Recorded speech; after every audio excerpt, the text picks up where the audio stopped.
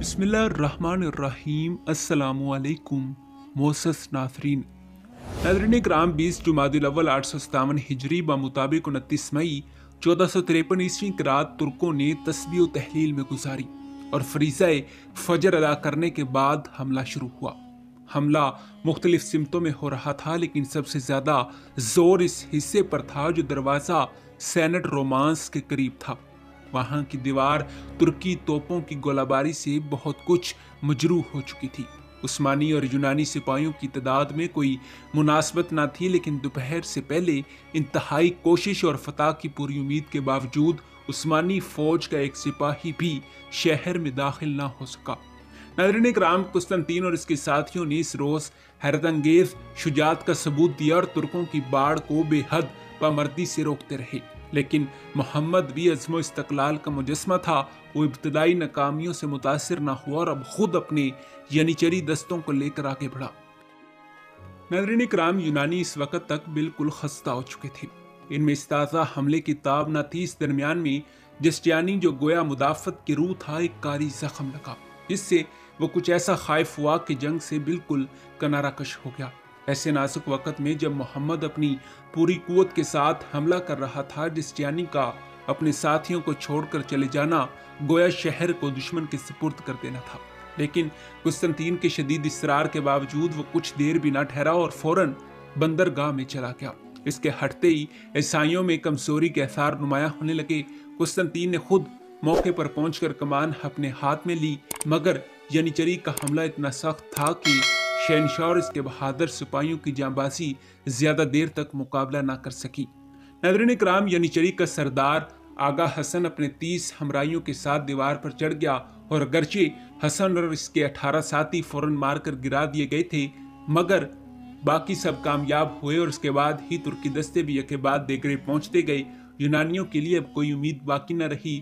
Constantin نے اب اپنی سرخ عبا، جو کیاسرا کی امتیازی پوشاک تھی، اتار کر پھینک دی اور ترکی فوج کے بڑھتے ہوئے طوفان میں گھس کر ایک جنباز اور سرفروش سپاہی کی طرح لڑتا ہوا مارا گیا۔ ناظرین کرام، چند لمحوں کے اندر قسطنطنیہ فاتحوں کے پے در پہ دستوں سے بھر گیا۔ پہلے تو انہوں نے فتح کے ابتدائی جوش میں قتل عام شروع کر دیا، لیکن تھوڑی دیر کے بعد جب یہ جوش کس قدر ٹھنڈا ہوا اور نیز یہ دیکھ کر کہ شہر والوں کی طرف سے مزاحمت نہیں ہوئی، انہوں نے اپنی تلواریں نیام میں کر لیں اور مال غنیمت کے حاصل کرنے میں مصروف ہو گئی۔ ظہر کے قریب سلطان محمد فاتح اپنے وزراء اور عمرۂ سلطنت کے ساتھ شہر میں داخل ہوا۔ سینٹ صوفیہ کے گرجے کے پاس پہنچ کر وہ گھوڑے سے اترا اور اس عالیشان محبت میں داخل ہو کر، جس میں 1100 برس سے 3 خداؤں کی پوجا ہوتی آئی تھی، خدائے واحد کی تسبیح و ذکر کے لیے سر بسجدہ ہوا اور مؤذن کو حکم دیا کہ اللہ کے بندوں کو اس کی عبادت کے لیے آواز سے۔ ناظرین کرام، فتح کے دوسرے روز محمد نے شہر کا جائزہ لیا۔ جب کیاسرا کے شاہی محل میں پہنچا اور اس کے ویران اور اجڑے ہوئے ایوانوں پر نظر پڑی تو بے اختیار اس کی زبان سے کچھ اشعار نکلے۔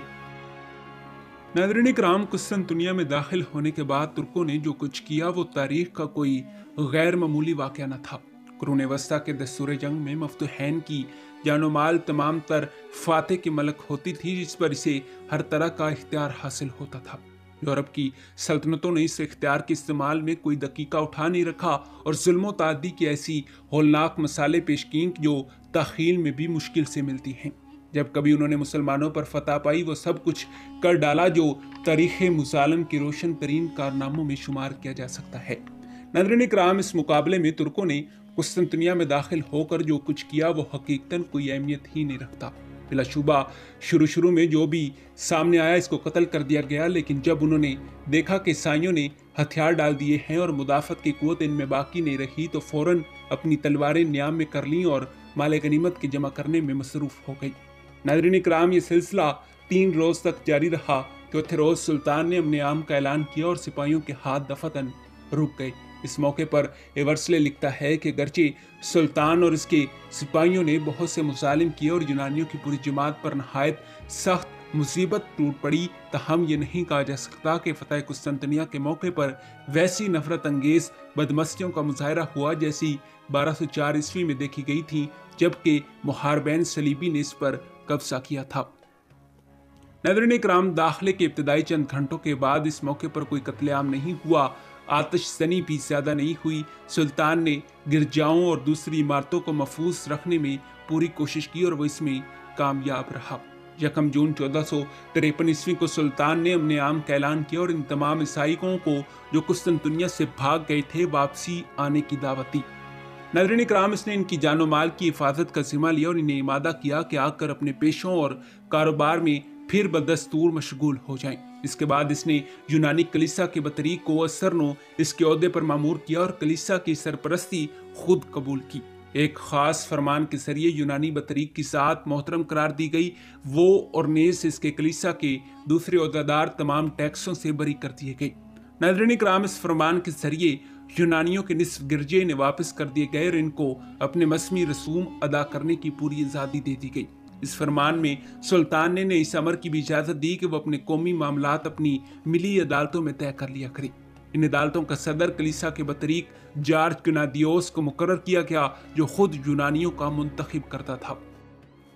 नाज़रीन इकराम, सुल्तान ने यूनानियों के कानून निकाह और कानून विरासत को बदस्तूर कायम रखा और इनका निफाज बतरीक और मजहबी अदालतों के सुपुर्द किया। प्रोफेसर आर्नल्ड अपनी मशहूर किताब दावत इस्लाम में सुल्तान मोहम्मद फ़ातिह की इस रवादारी के मुतालिक लिखते हैं कि सुल्तान मोहम्मद फ़ातिह ने कुस्तुनतुनिया पर कब्जा करने और शहर में अमन होने के बाद पहला इंतज़ाम ये किया कि वो यूनानी कलीसिया का हामी और सरपरस्त बना ताकि ईसाई इसकी इताअत कबूल करें। ईसाइयों पर सख्ती होने की ममानत कर दी गई और एक फरमान जारी किया जिसके बामूद जब कुस्तुनतुनिया के नई बतरीक और इसके जानशीनों और मतहद अस्कफों को कदीम इख्तियारात जो हुकूमत साबका में इनको हासिल थे दिए गए।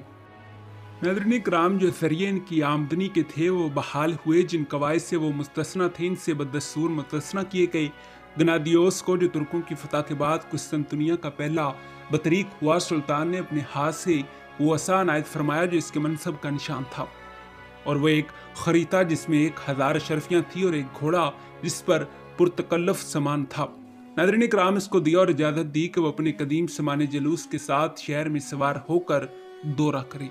तुर्कों ने सिर्फ यही नहीं किया कि कलीसिया के सबसे बड़े अफसर की वही इज्जत और वक़्त कायम रखी जो इसको ईसाई शहनशाह हान रोम के वक़्त में हासिल थी, बल्कि अदालत के वसी इख्तियारात भी इसको दिए। बतरीक कुस्तुनतुनिया की अदालत ऐसे कुल मुकदमात का जिनमें फरीकैन मसीहुल मज़हब हों फैसला करती थी। नाज़रीन इकराम, जुर्माना करने और मुजरमों को कैद की सज़ा देने के इख्तियारात जिसके लिए अलहदा कैद खाने बने हुए थे और ख़ास सूरतों में सज़ाए मौत के हुक्म देने का भी इख्तियार इसको हासिल था। वज़राए सल्तनत और तुर्की हुक्काम को हदायत थी कि इस अदालत के फैसलों की तामील करें। साबिक की ईस्वी सल्तनत ने राया के मजहबी अमूर में तरह तरह की दस्तअंदाजियाँ की थीं, लेकिन तुर्कों ने इनमें कुछ भी दखल नहीं दिया। बतरीक और इसके मजहबी मजलिस को पूरे इख्तियारात और मजहब और मजहबी इंतज़ाम के बारे में हासिल हुए। बतरीक मजाज था कि मजहबी मशरों की मजलिस को जब चाहे जमा करे और इसके जरिए से ईस्वी फ़ुक़हा और रसूल के तमाम मसाइल को बगैर सल्तनत की मुदाखलत के तय करे। और चूँकि एक हैसियत से वो सुल्तानी ओहदेदार भी था, इसलिए इसके इख्तियार में था कि मुसीबत ज़दा ईसाइयों की हालत की इस्लाह इस तरह करे कि नाइंसाफ़ तुर्की गवर्नरों के कामों से सुल्तान को मुतला करे।